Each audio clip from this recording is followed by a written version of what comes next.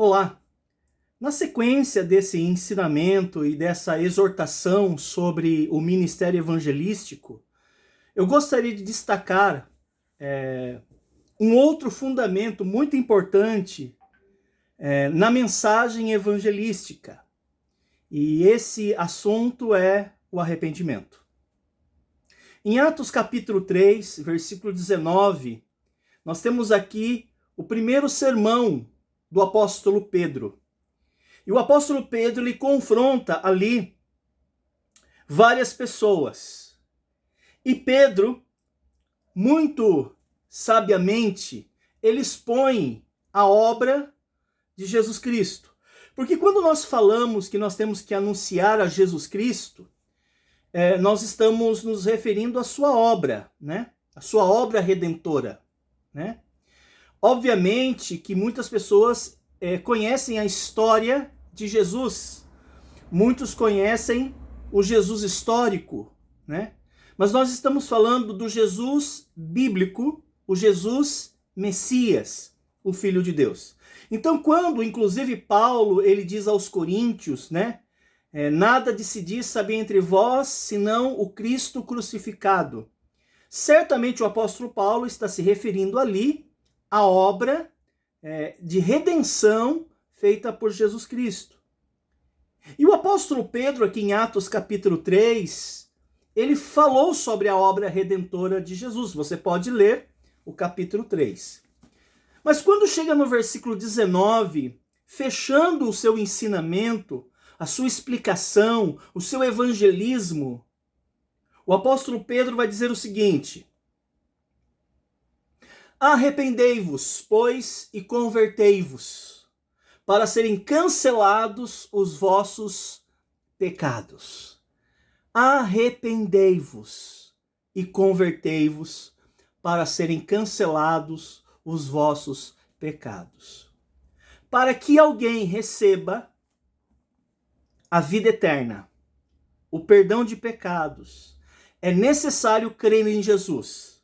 Mas Deus também requer de nós uma outra postura. São duas: a fé em Jesus Cristo, e quando eu falo a fé em Jesus Cristo, estou me referindo à sua obra redentora, mas também ele está se referindo ao arrependimento. Arrependei-vos e convertei-vos. Essa palavra arrependimento quer dizer metanoia, uma mudança total de pensamento. Mas uma mudança total de pensamento em relação a quê? Porque nós temos visto várias pessoas dizerem, né? Eu estou arrependido. Eu fiz isso, estou arrependido. Será que isso vale para a salvação? Poxa, eu roubei, estou arrependido. Eu traí o meu esposo, eu traí a minha esposa, me perdoe, estou arrependido. Será que esse arrependimento tem a ver com esse arrependimento aqui de Atos, capítulo 3, versículo 19? Obviamente que não. Nós nos arrependemos de muitas atitudes erradas que cometemos ao longo da vida. Esse arrependimento, ele faz parte da mudança de conduta, de comportamento. Obviamente, ele faz parte da vida para um amadurecimento, para uma correção de rota, uma correção de postura, de comportamento, de decisão, faz parte. Mas quando o apóstolo Paulo, aqui em Atos capítulo 3, no seu sermão, ele está falando sobre arrependimento, obviamente ele está falando sobre o plano da redenção. Por quê? Porque todos nós temos uma mentalidade a respeito da vida após morte. Todos nós temos uma mentalidade ou uma crença a respeito da salvação.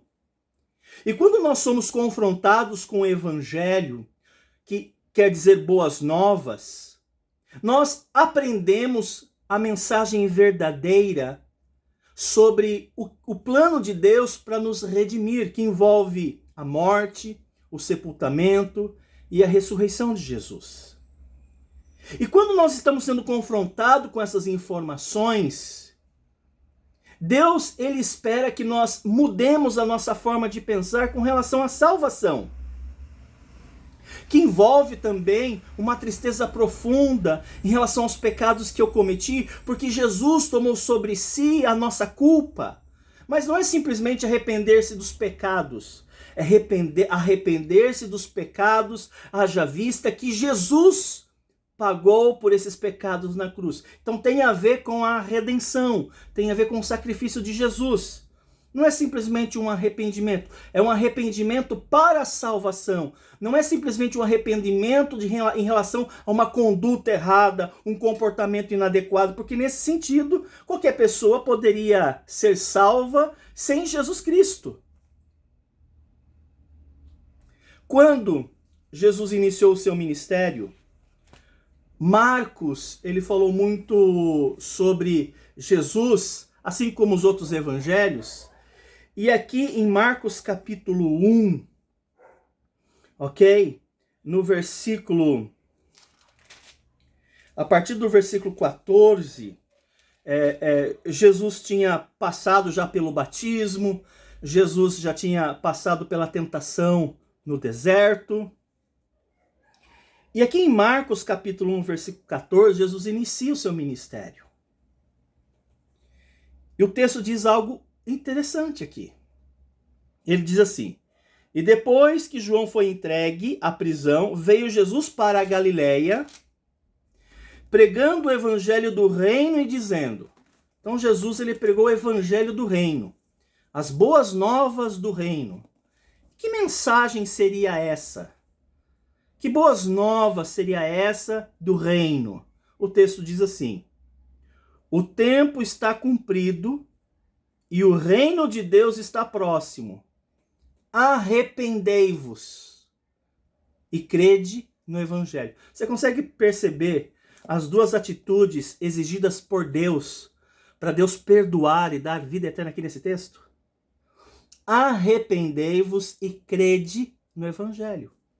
O arrependimento tem a ver com essa mudança de pensamento em relação à redenção. E o crede aqui no evangelho está falando sobre as boas novas, que envolve a obra redentora de Jesus. Também, no evangelho de Lucas, nós temos duas grandes tragédias registradas aqui pelo evangelista, né? É Lucas capítulo 13. Duas grandes tragédias. A primeira tragédia foi uma chacina feita pelo governador Pôncio Pilatos. E a segunda tragédia foi a queda de uma torre, um desabamento que matou 18 pessoas, né? Eu vou ler o texto e eu vou comentar um pouquinho sobre esse texto. E naquele mesmo tempo estavam presentes ali alguns que lhe falavam dos galileus, cujo sangue Pilatos misturara com os seus sacrifícios. E respondendo Jesus, disse-lhes: cuidai-vos que esses galileus foram mais pecadores do que todos os galileus por terem padecido tais coisas? Não.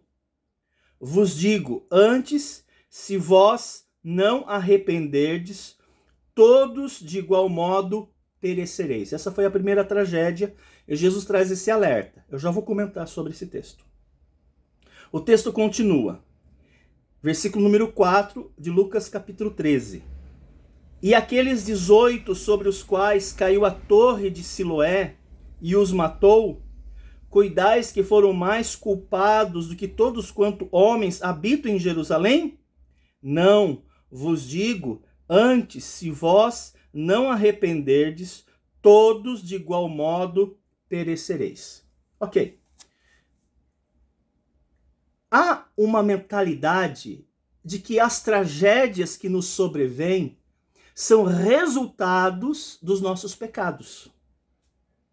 E Jesus está tirando essa mentalidade de que aquelas pessoas que padecem tragédias terríveis é porque elas são mais pecadoras do que as outras pessoas que sobrevivem ou escapam de certas tragédias. Isso não procede. Jesus, ele vai dizer o seguinte: todos nós necessitamos de arrependimento. Aqueles que padecem tragédias necessitavam de arrependimento, quanto aqueles que não passaram por certas tragédias. Todos os seres humanos necessitam de arrependimento. Se eles não se arrependerem, pior do que a tragédia é perecer. E essa palavra perecer é sofrer eternamente no inferno. Então a mensagem do Evangelho não é uma mensagem de condenação, é uma mensagem de redenção. É uma mensagem de salvação. O pesar está sobre aqueles que não se arrependem e não creem no Evangelho. Por isso que a mensagem ela precisa ser dita em tempo e fora de tempo. Porque a Bíblia vai dizer no livro de Hebreus, por exemplo, que aos homens estão ordenados morrerem apenas uma vez. E vindo depois disso o juízo. Por isso que precisamos, enquanto há tempo, chamar as pessoas ao arrependimento e crer no Evangelho. Que Deus possa abençoar você. E se você tem a oportunidade de falar com alguém, anuncie a obra redentora de Jesus. E convoque essa pessoa a arrepender-se. Que Deus possa te abençoar.